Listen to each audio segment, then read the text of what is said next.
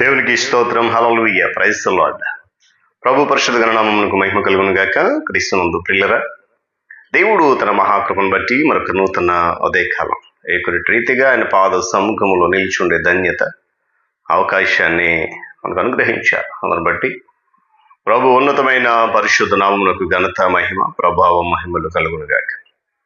క్రీస్తునందు ప్రియులైన దైవజనులు, స్నేహితులు, విశ్వాసులు, సహోదరి సహోదరులు, ఈ కార్యక్రమాన్ని వీక్షిస్తూ ఆత్మీయంగా బలపడుతూ నన్ను ప్రోత్సహిస్తూ నా కొరకు ప్రార్థిస్తున్న ప్రియులందరికీ కూడా ప్రియ ప్రభువును మన రక్షకుడైన యేసుక్రీస్తు వారి ఉన్నతమైన నామంలో ఉదయకాలపు శుభములు మరియు నిండు వందనాలు తెలియజేస్తున్నాను. మీరంతా బాగున్నారు కదా? చాలా సంతోషం. రండి, ఈ దినం కూడా ప్రేమతో మిమ్మల్ని ఆహ్వానిస్తున్నాను. అనుదిన అభివృద్ధి ఉదయకాలపు ధ్యానాలు అనేటువంటి ఈ ఆధ్యాత్మిక కార్యక్రమంలో నాతో పాటు పాలుభాగస్తులై వాక్యాన్ని ధ్యానించండి. దేవుని యొక్క దీవెన పొందండి. బైబిల్ సగలు ఉన్నాయి కదా, తెరవండి.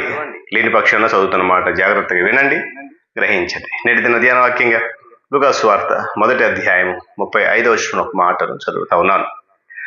పుట్టబోవు శిశువు పరిశుద్ధుడై దేవుని కుమారుడు అనబడును. దేవుడి మాటను మన కొరకు దీవించును గాక. ప్రార్థన. ప్రేమ కలిగితే మీకు వందనాలు.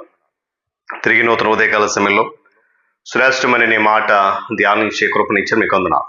ఈ ఆధ్యాత్మిక కార్యక్రమం ద్వారా అనేక లోతైన సత్యాలు, మర్మాలు తెలుసుకుంటూ ఉన్నాం. మరింతగా మేము తెలుసుకుని నిన్ను గణపరచడానికి కృప చూపించండి. మహిమ, ఘనత మీరు పొందండి. క్రీస్తు నామమున అడుగుతున్నాం తండ్రి, ఆమేన్. చాలా సంతోషం పిల్లరా. చదవని వాక్యం మనందరూ బాగా తెలుసు. ఎందుకు అని అంటే ప్రతి క్రిస్మస్లో కదా ఈ మాటను మనము ధ్యానం చేస్తాం. అదేంటండి, మరి క్రిస్మస్లో ధ్యానించాలి కదా, ఇప్పుడు ఎందుకు ధ్యానిస్తున్నారు అనేటువంటి ప్రశ్న కలగని క్రైస్తవుడు లేకపోలేదు. దేవుని మాటలు కొన్ని సందర్భాల్లో ఏ సమయమైనా ధ్యానించేటువంటి ఆ సందర్భాన్ని బట్టి ఇక్కడ తండ్రికి ఘనత కలిగించేటువంటి ఒక ప్రార్థన మరియా చేస్తున్నది అనే విషయాన్ని మనం గమనించాలి. ప్రభు దాసురాలను నీ కృపను బట్టి నాకు జరుగును గాక. పిల్లల, దేవుని కుమారుడు లేక మన రక్షకుడు అయినటువంటి యేసుక్రీస్తు ప్రభువారు పరిశుద్ధాత్మ ద్వారా కన్య మరియకు జన్మించాడు. ఇది చారిత్రకమైనటువంటి వాస్తవం, ఇందులో ఎలాంటి సందేహము వలదు. ఇది పరిశుద్ధాత్మకు ఉన్నటువంటి అద్భుత సృజనాత్మక శక్తికి నిరూపణ. పరిశుద్ధాత్మ ద్వారా యేసుక్రీస్తు ప్రభు వారి యొక్క మనస్సు మనలో రూపొందుతుంది. ఇది కూడా పరిశుద్ధాత్మ అద్భుత శక్తి నిరూపణే. వీళ్ళు గమనించండి, దేవుని కుమారుడైనటువంటి యేసుక్రీస్తు ప్రభువారు నిష్కలంకుడు, పరమ పవిత్రుడు. తండ్రితో ఆయనకు తాదాత్మ్యత ఉన్నది. మరి నీలో నాలో ఈ గుణాలు ఉన్నాయా? గమనించాలి. దేవుని బిడ్డలమైనటువంటి మనము దేవుని కుమారుడు మన రక్షకుడైనటువంటి యేసుక్రీస్తు ప్రభువారిని పోలి జీవించాలి. వాక్యం చెప్తున్నమాట. మరి జీవించగలుగుతున్నామా? దేవుని బిడ్డలకు ఒక ఆధిక్యత ఉంది. ఏంటంటారా? అది ప్రార్థన ద్వారా తండ్రితో ముఖాముఖిగా దేవుని స్తోత్రం చెప్పండి, హల్లెలూయా, మాట్లాడడం. ఈ ఆధిక్యతను, ఆయన చేసిన పరిచర్యను మనము సద్వినియోగం చేసుకోవాలి. యేసుప్రభు వారు తన తండ్రి పనుల మీద నిమగ్నమై ఉన్నాడు. మరి రోజు మనము కూడా తండ్రి పనుల మీద నిమగ్నమై ఉన్నట్టున్నామా? ఉండగలమా? యేసుప్రభు అంటారు లూకా సువార్త 2:49లో, నేను నా తండ్రి పని మీద ఉండాలని మీరు ఎరుగరా అంటాడు. అంటే మనకెదురైనటువంటి పరిస్థితులు ఎలాంటివైనప్పటికీ కూడా మనలో ఉన్నటువంటి క్రీస్తు స్వరూపం ద్వారా మనము తండ్రితో అన్యోన్యత కలిగి ఉండాలి. దేవుని స్తోత్రం చెప్పండి గట్టి, హల్లెలూయా. పిల్లగా, మన ప్రభువుతో మనము అన్యోన్యత కలిగి ఉన్నామా? ఒకసారి ఆలోచన. మన ఉద్దేశాలు దేవుని ఉద్దేశాలుగా ఉన్నాయా? ఆయన ఉద్దేశానుసారంగా నడవగలుగుతున్నాయా? పౌలు అంటాడు గలతీ సంఘానికి, క్రీస్తు స్వరూపం ఎందార్పడి వరకు నాకు ప్రసవ వేదన కలుగుతుంది అంటున్నాడు. గమనించండి, మరి మనలో కూడా క్రీస్తు స్వరూపం పరిపూర్ణంగా ఏర్పడడానికి పరిశుద్ధాత్మకు మనము సహకరించాలి. మన జీవితంలో యేసు ప్రభు వారిని పక్కకు తోసేయొద్దు.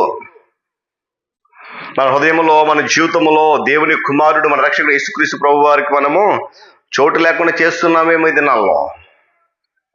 యేసు ప్రభు వారు పుట్టినప్పుడు ఆయనకి ఎక్కడ స్థలం లేదండి, దొరకలేదు.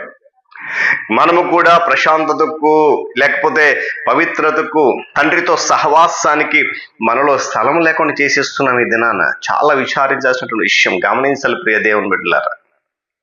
ఇహలోక సంబంధమైన వాటన్నిటికీ స్థానం ఇస్తున్నాం అంతరంగంలో. దేవుని కుమారుడు రక్షకుడైన క్రీస్తుకు మాత్రం స్థలము. గమనించండి, ఉదయకాల సమయంలో మనలో ఉన్నటువంటి క్రీస్తు ప్రభు వారు తన తండ్రిని గణపరుస్తూ ఆయనను ప్రార్థించేలాగా మనం అనుమతించాలి. ఎప్పుడు కూడా మన కోరికలనే దేవునికి విన్నవించుకోకూడదు. యేసుక్రీస్తు ప్రభు వారు భూమి మీద ఉన్నప్పుడు ఎటువంటి పరిచర్య చేశాడో ఇప్పుడు ఆయన మన ద్వారా కూడా అలాంటి పరిచర్య చేయడానికి ఆయనకు అనుమతి ఇవ్వాలి. మన ద్వారా యేసుక్రీస్తు ప్రభు వారు తన తండ్రి ఉద్దేశాలు నెరవేర్చడంలో ఆయనకు సహకరించడానికి నిరాకరించొద్దు, ఆయన శ్రమ పెట్టొద్దు. దేవుని బిడ్డగా మన హృదయ స్థితి ఏంటో తెలుసుకోవడానికి, ఎలాంటిదో తెలుసుకున్నప్పుడు దేవుని ఉద్దేశాల గురించి కూడా మనం స్పష్టంగా తెలుసుకోగలుగుతాం. పౌలంటాడు, క్రీస్తు పడిన పాటలలో కొదువైన వాటి యందు నా శరీరమందు సంపూర్ణం చేస్తున్నాను. ఇది పౌలు గారి అనుభవం, అతని పరిచర్య. పిల్లలు, మన అనుభవం, మన పరిచర్య కూడా ఇవే కావాలి. సంపూర్ణం చేయిస్తున్నాను అనే మాటలు ఇంకా మనం చేయవలసినటువంటి పనులు కూడా సూచిస్తున్నాయి, చాలా ఉన్నాయని సూచిస్తున్నాయి కదా. కాబట్టి ఉదయకాల సమయంలో మనం చేసే ప్రార్థన తండ్రికి ఘనత కలిగించాలి. ఇక్కడ దూత మరియతో మాట్లాడినప్పుడు ప్రభు దాసురాలని మాట చొప్పున జరుగునుగాక. ఎంత గొప్ప అద్భుతమైనటువంటి విధేయత! యేసు ప్రభు వారు కూడా తన తండ్రికి అలాగే విధేయత చూపించారు. కనుక నీకు నాకు పరిశుద్ధాత్మ వాక్యం చెప్తున్న మాట ఏంటంటే, ఈరోజు అలాంటి విధేయుడు మనం ఉన్నప్పుడు తప్పనిసరిగా మన ప్రార్థన ఆయనకు ఘనత కలుగజేస్తుంది. అలాంటి స్థితిలో నడవగలిగేటువంటి ధన్యత పరిశుద్ధాత్మ దేవుడు మనకు అనుగ్రహిస్తాడు. ప్రార్థన చేద్దాం. ప్రేమ తండ్రి, మీకు వందనాలు. విలువైన మాటలు విన్నాము, విని విడిచిపెట్టేవారం కాకుండా విన్న వాటిని ఆలోచన చేసి హృదయంలోకి ఆహ్వానించి వాటిని అనుసరించి మా అనుదిన దైనందిన జీవితంలో నిన్ను బట్టి కృతజ్ఞత కలిగి ముందుకెళ్ళి కృప దయచేయండి. మా ప్రార్థన నీ నామాన్ని ఘనత కలిగించండి. విధేయత చూపించి లోబడే విధానంగా నడిపించండి, ఘనత పొందండి. యేసయ్య ఉన్నతమైన నామమున అడుగుతున్నాం తండ్రి, ఆమేన్. త్రియేక దేవుని దీవెన, ఆయన సన్నిధి కాపుదల సదాకాలము మనందరికీ తోడేండి నడిపించును గాక. ఆమేన్.